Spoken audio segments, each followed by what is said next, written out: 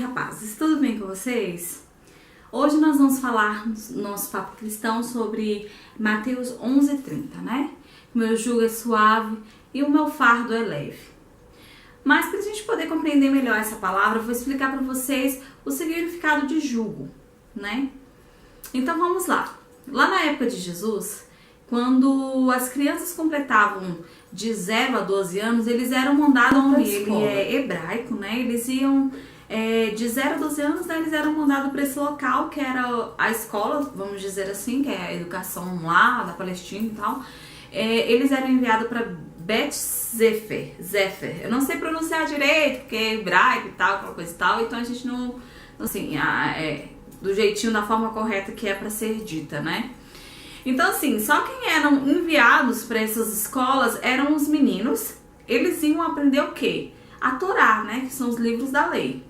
Lá eles aprendiam tudo a respeito das leis, de toda a Torá, de 0 a 12 anos. As meninas não eram enviadas para escolas. Graças a Deus, isso mudou. Eles estudavam lá e as meninas ficavam em casa. O que elas aprendiam era nas sinagogas, alguma reunião em casa, alguma coisa assim, sabe? Que elas podiam aprender alguma coisa.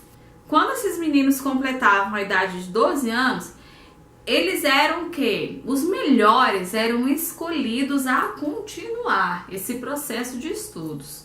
E os que não eram, eles eram dispensados, né? E eles iam aprender, iam para casa aprender o ofício que foi ensinado por pai, né? Por exemplo, se ele era um pescador, o pai ia ensinar esse ofício para ele e ele ia ser também um pescador. Quando eles eram alguns, pouquíssimos mesmo, que se destacavam bem, eram escolhidos para estar continuando esses estudos. Então eles começavam um estudo de 12 a 30 anos, que era chamado de Beth HaMedrash, né? Mais ou menos, não sei se é assim se pronuncia, gente, por favor, não sei se é assim se pronuncia. Mas eles eram enviados para continuar esses estudos, né? De 12 a mais ou menos 30 anos de idade, eles continuavam esses estudos. Eles estudavam o quê? Os escritos, né? Os livros dos profetas. Lá eles começavam a estudar também sobre a interpretação, né? Então esse período todo eles continuavam a estudar. Mas um único, gente, exceção, um único somente que alcançava a sua formação. Pouquíssimos, menos ainda, se tinha poucos de 12 a 30 anos, agora pouquíssimos ainda, que é na faixa etária de para lá dos 35, eles se tornavam talmirim. Esses talmirins, o que eles faziam? Um líder religioso, ele escolhia um determinado rapaz, né? Um único somente, e esses eram pouquíssimos. E esse rapaz, ele se tornava o quê? Um aprendiz dele, um discípulo, né?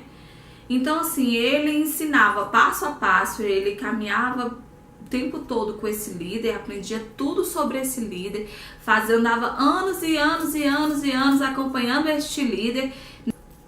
Talmidim, em hebraico, significa justamente isso, discípulo, né? Tudo que o líder, o que ele sabia, o que ele conhecia, até aquele momento ele ia estar passando todo esse conhecimento para esse talmidim.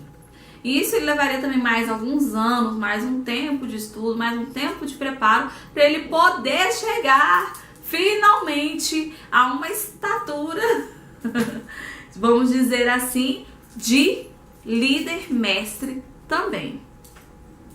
Os seus discípulos, eles aprendiam a interpretação de acordo com os seus mestres. Então, aquilo que seus mestres passavam para eles aprendiam exatamente daquela mesma forma.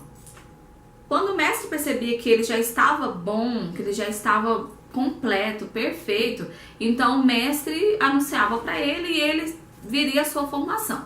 Então ele se formaria, né? Então ele, poxa, pronto, agora ele também seria um mestre, né? Como eu já tinha falado antes, os dois mestres mais conhecidos naquela época, a gente também tem um exemplo de Paulo, né, pessoal? Que Paulo foi aluno de Gamaliel, então foi mais ou menos isso que aconteceu. Gamaliel, ele era um mestre e escolheu Paulo, né, para estudar e tal, seguir de acordo com tudo aquilo que o Gamaliel foi, Paulo também seria, entendeu? Então é mais ou menos desse jeito para ficar mais fácil para vocês entenderem um exemplo vivo, né, que realmente aconteceu. Então eram dois que eram os mais conhecidos, que era o Eléu, né, e o Chamaim, que o Chamaim, o Eléu era mais à risca, mas o Chamaim era um mestre mais liberal, pode-se dizer assim, né. Eléu, ele fazia da seguinte forma, de acordo com o sábado, por exemplo. Eléu, ele ensinava da seguinte forma, que o sábado vocês sabem que não podiam trabalhar, que era contra a lei de Deus. Então, assim, o que acontece? Eléu, ele falava, não, você pode andar até 3 quilômetros, mas você não vai estar pecando, né? Se você fizer isso, mas você não pode levar nada, você não pode carregar nada, é você sozinho, você pode andar até 3 quilômetros. Então, Chamaim, ele falava da seguinte forma, se você poderia andar 3 quilômetros, e dentro desses 3 quilômetros, até 3 quilômetros, você poderia carregar tudo que você conseguisse no seu corpo. Eu que sou gordinha não ia conseguir muita coisa não, viu, gente? Mas tudo que você conseguisse, você poderia carregar e não seria pecado. Então, assim, quando o Talmadim, ele começava a aprender com o seu mestre, ele aprendia daquela forma, daquele jeito que ele ensinava, entendeu? A forma que ele interpretava da lei, a interpretação dele da lei, ele seguia à risca. Então, assim, quando falava, não, eu sou do mestre Eléu, não, eu sou do mestre Chamaim, então, assim, não seria pecado, entendeu? Vamos dizer que eles teriam a carteirinha deles de liberação, né? Eles seriam livres para poder fazer isso. Então, pessoal, mas o que tem a ver com o Mateus 11:30, né? Que o meu jugo é suave, o meu fardo é leve. Então, vamos lá, pessoal, o jugo é exatamente isso. Quando Jesus veio, Jesus não passou por essa formação que eu apresentei para vocês. Lógico, provavelmente ele de 0 a 12 anos, ele estava na escola, na primeira escola dele, sim, para dar aquela iniciação, para aprender a Torá.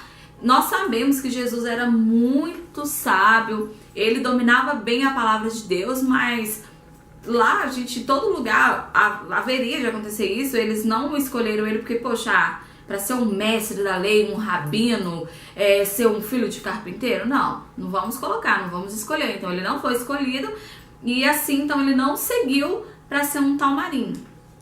Ele foi embora para casa e, como todo mundo sabe, ele aprendeu o ofício do pai, ele foi um carpinteiro.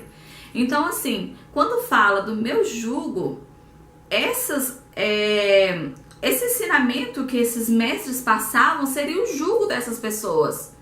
Entendeu? Seria esse jugo pesado, esse fardo pesado que eles estariam tendo que carregar. Porque, por exemplo, Jesus, ele apresenta pra gente uma forma simples de fé, uma fé simples. E ele nos diz o quê? Que o meu jugo é suave, o meu fardo é leve. Mas, quando as pessoas começaram a escutar isso, elas começaram a se interessar e ver Jesus como um rabi. Elas começaram a ver Jesus como um mestre. Entendeu? Ao mesmo tempo, os mestres da lei, eles não viam Jesus como um mestre autorizado. Jesus não tinha a sua carteirinha de liberação para poder estar ensinando as escrituras, para poder estar falando do amor de Deus. Ele não podia estar falando isso, tanto que Jesus foi muito perseguido. Os mestres da lei nunca estavam de acordo com ele, justamente esse fato, porque Jesus não tinha essa formação que esses mestres da lei tinham, entendeu? E isso se tornava o jugo deles, que eles estariam o quê? Seguindo, aprendendo, né? Passando aquilo aquela forma de interpretação da lei para eles, né? Eles estariam passando dessa forma. E Jesus não, a forma que ele passava pra gente é uma forma leve, suave, humilde, da forma que ele passava pra gente com amor. Rabino, que é mestre da lei, eles estariam o quê? Debaixo do jugo do seu mestre. Entendeu? Então é dessa forma que funciona, gente. Quando Jesus veio, ele é um mestre dos mestres, que trouxe o quê? Agora eu vou trazer a minha interpretação da lei para vocês. Jesus nos diz que se nós só de olharmos, né, com má intenção e aquilo dominar o nosso coração, nós já estamos em pecado, nós já cometemos o adultério.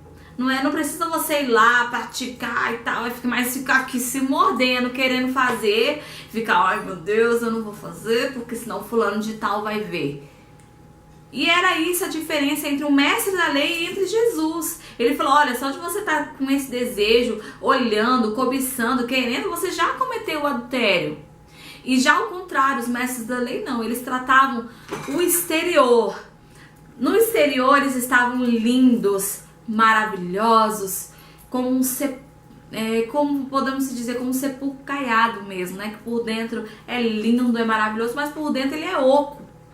Jesus não, Jesus ele trazia pra gente, ele nos traz pra gente o interior, o que tá lá dentro da gente, o que nós realmente somos de verdade. Jesus é transformação. Jesus, ele age em nós com uma transformação de vida, mudança. Quem está em Jesus não é só exterior, você não é só o que você aparenta ser. É aquilo por dentro. Jesus faz um raio-x da nossa alma. Então é essa a diferença. O jugo que eles colocavam era um jugo pesado, um jugo que era externo, uma aparência externa de perfeição.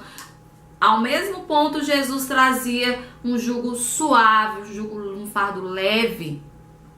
Ele queria mudança interna, não externa. Uma mudança de dentro para fora e não de fora para dentro.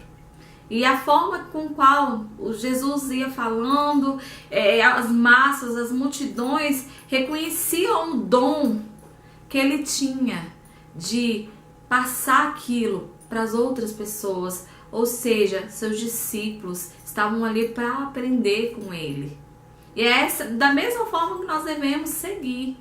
Jesus ele veio para trazer uma transformação para a nossa vida hoje. Nós devemos viver de acordo com os discípulos viviam no livro de Atos. Eu já falei em outros vídeos e volto a tocar na mesma tecla. Vamos viver realmente como discípulos, aprendizes da palavra de Deus, do que realmente importa, viver como cristãos.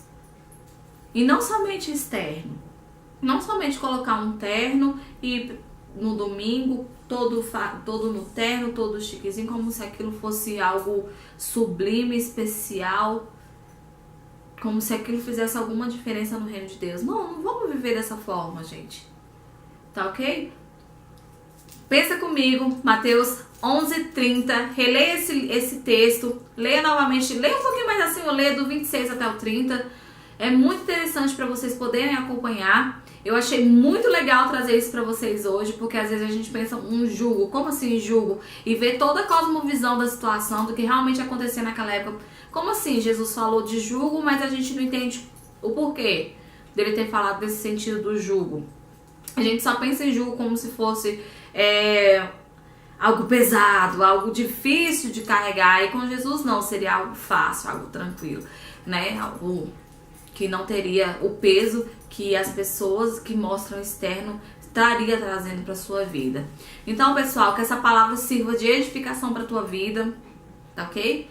Deixa Jesus entrar e transformar o seu ser. Leia as escrituras, eu indico para vocês, leia o Novo Testamento.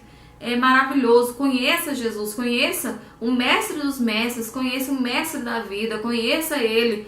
Ele tem lições, tem coisas maravilhosas a te ensinar e a te explicar, coisas que você nunca imaginou que poderia encontrar em uma pessoa, em um homem. Você vai encontrar tudo isso em Jesus, tá ok? Pessoal, um beijo, fiquem com Deus e até o próximo Papo Cristão.